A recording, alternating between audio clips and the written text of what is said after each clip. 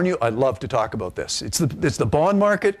It doesn't capture a lot of attention for people, but let me tell you, it is important to you. And you can see these things. This is every day in the Globe and Mail. They'll show you what the Government of Canada yield curve is. So it's accessible to you, but if you'd like to talk more about it, glad to do it afterwards. Oil prices, you can see this is coming. This goes back to April 26th. Again, what we're doing is just showing the correlation between oil prices and the Canadian stock market. You're going to see it. Canada is a commodity economy. Its stock market is going to track what's going on in the international commodity markets, mainly because as recovery is more imminent, economies recover. The first thing to recover is commodities, because that's what's needed to fuel the growth in economies. You can't give an economics capital markets presentation without gold. So gold is here. It's up over, this is going back to April 26th. Again, gold's over $1,200 an ounce today. That's in response to fear, right? It's a flight to quality. Two flights to quality in the capital markets: gold, US dollar, US Treasury bills. So even though the US doesn't look like it's a great recovery mode, when there's trouble in the world, you go to the US, because you can be pretty well assured you'll get your money back at some point. And that's when you hear the word safe haven or flight to quality. That's all it is. And we're seeing that now as the crisis in the sovereign debt markets unfolds. And again, Canadian dollar, US dollar, we're going to see this fluctuate. And there are always some good questions around what we're doing about currency in our mutual funds. Glad to take them in the session, the Q&A session, or we can talk about it afterwards.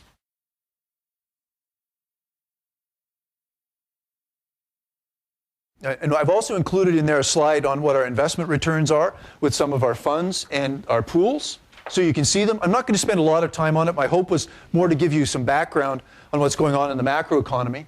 I did want to spend a brief commercial on strategic asset allocation, though, to say that when we're looking at portfolios, we're looking at time horizon as being a prime determinant of the portfolio construction when it's matched to a purpose.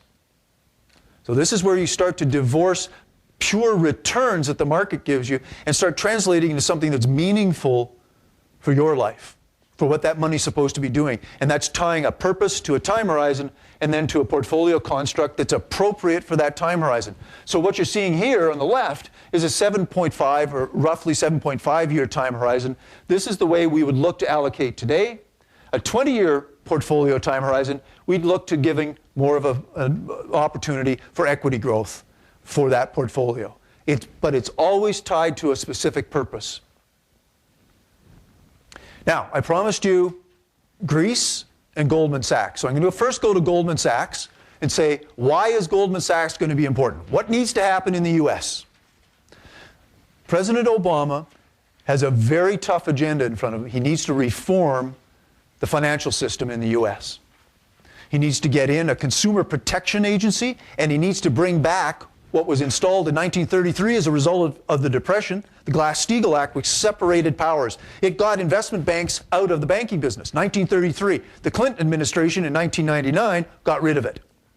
And we suffered the consequences of that. So Obama's administration will be bringing that back in. But what does he need in order to do that? He needs a villain, because he's got a whole slew of Republicans who aren't going to vote for that. So what better villain could you find in this whole story than Goldman Sachs? When AIG went under, who was one of the major beneficiaries of the bailout the government gave? $14 billion worth of bailout went straight to Goldman Sachs from AIG going under.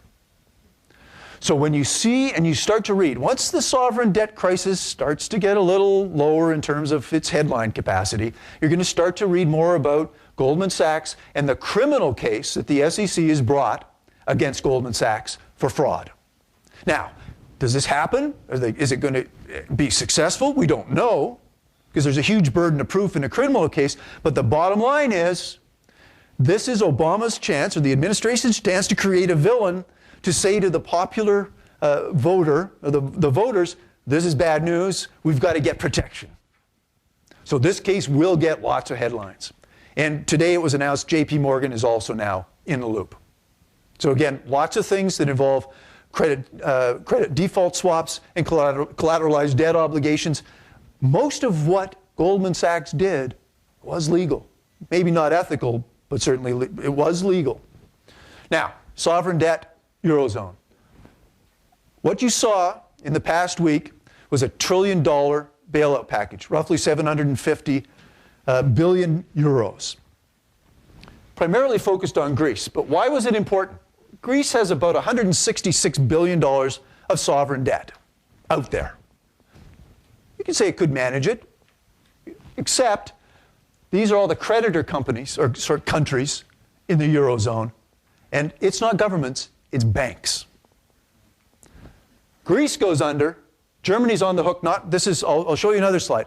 In total, in Eurozone debt, German banks are on the hook for $524 billion. So this sovereign debt crisis collapses.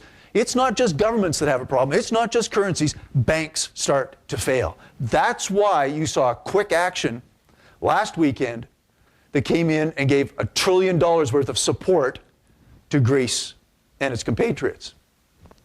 And these are the compatriots. And these are the relative sizes. Spain, $781 billion. Right? Portugal, a little smaller, but still significant. Look at Ireland. So this is the web that's been woven in the Eurozone.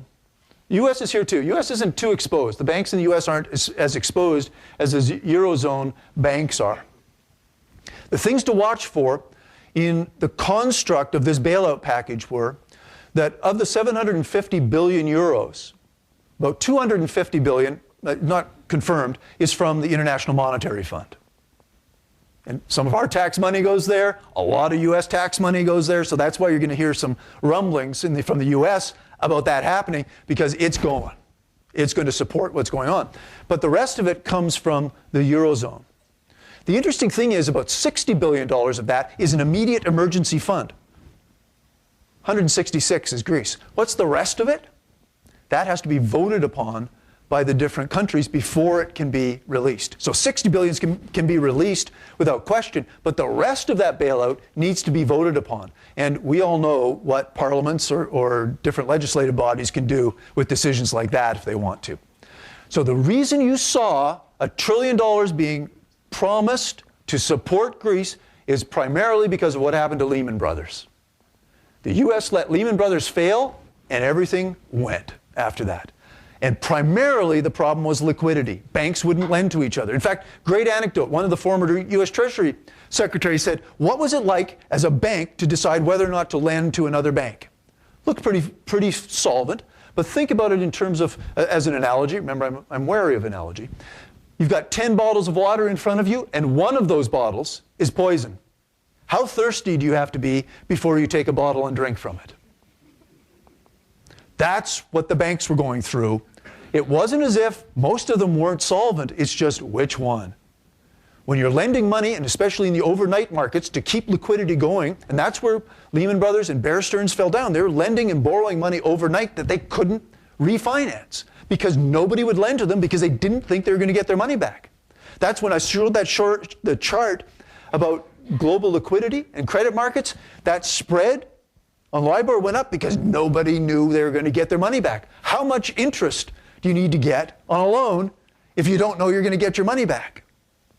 So that's why liquidity in the global credit markets is a critical factor to recovery, to a sustainable recovery, and that's why $1 trillion went in to support what's going on in Eurozone sovereign debt.